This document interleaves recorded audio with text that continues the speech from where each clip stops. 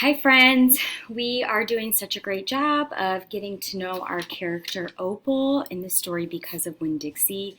We started by just doing some noticings. What do they say? How do they act? What are they feeling?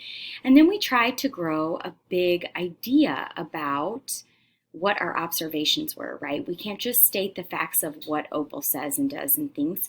We create an idea out of that based on what we have observed. Today, we are going to take a big idea that we have, see if we can find patterns of that big idea, and then maybe come up with a theory about our main character. So, one of the examples is, of course, Opal is big-hearted, and we see examples of her being kind in many of our chapters. So our theory is that Opal is the kind of person who opens her heart to everyone. And then as we continue reading, of course, if we need to adjust our theory based on some of Opal's behaviors, then we can do that. But if we have enough examples, then we can consider it a pattern and take notice of that as we learn more about Opal. So I was thinking, okay, besides big-hearted, what are some of my other ideas about Opal? And one of the ideas that I have is that she's a risk taker, right?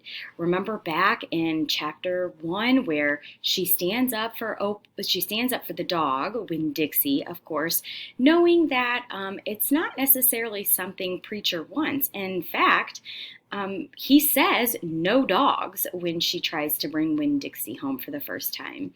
Then I also notice another example of her being a risk taker in chapter 3 when she approaches Preacher and wants more information about her mother. And she's very nervous about that and even perseveres when Preacher goes completely silent, right? So I wanted to kind of journey into some of our other chapters and see if besides being big-hearted and besides being a risk taker, we could come up with some other theories based on patterns we might find. So I was looking at an excerpt on chapter 3 on page 21. And I'm going to first start with our observation, right? That's our step 1.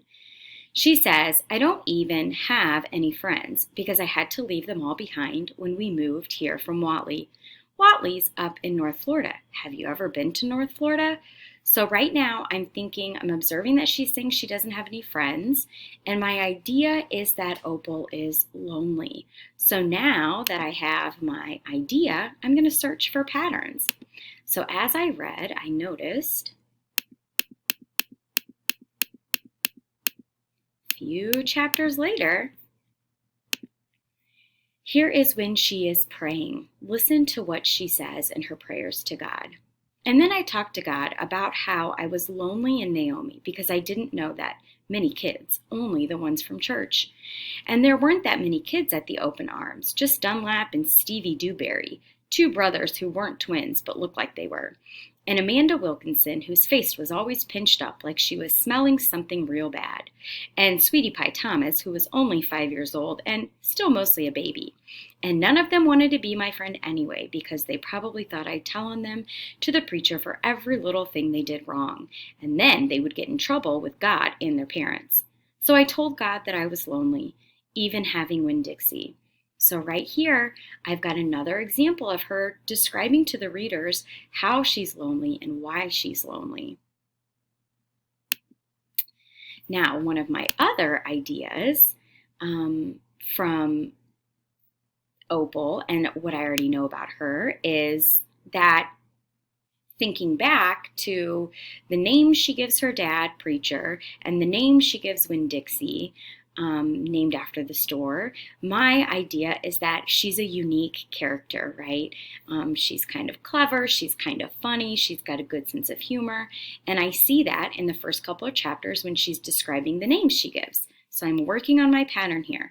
Let's see if I can find one more example of how she might be unique. And finally, I prayed for the mouse, like the preacher suggested. I prayed that he didn't get hurt when he went flying out the door of the Open Arms Baptist Church of Naomi. I prayed that he landed on a nice soft patch of grass. And I thought that this was showing us that, yes, Opal's just a child, but she has a unique sense of humor to be also praying about something as serious as her mama and being lonely, but also praying for the mouse that Winn-Dixie had brought up to the preach during his sermon. Challenge as readers is, once we've established our idea and looked for patterns, how do we create a theory about that character? Well, I know that Opal is lonely, and I know that she's unique. So I wonder if Opal is the kind of person who will find friends in unlikely places. You have the opportunity to listen to a couple of excerpts from our upcoming chapters and see if you can create your own theory.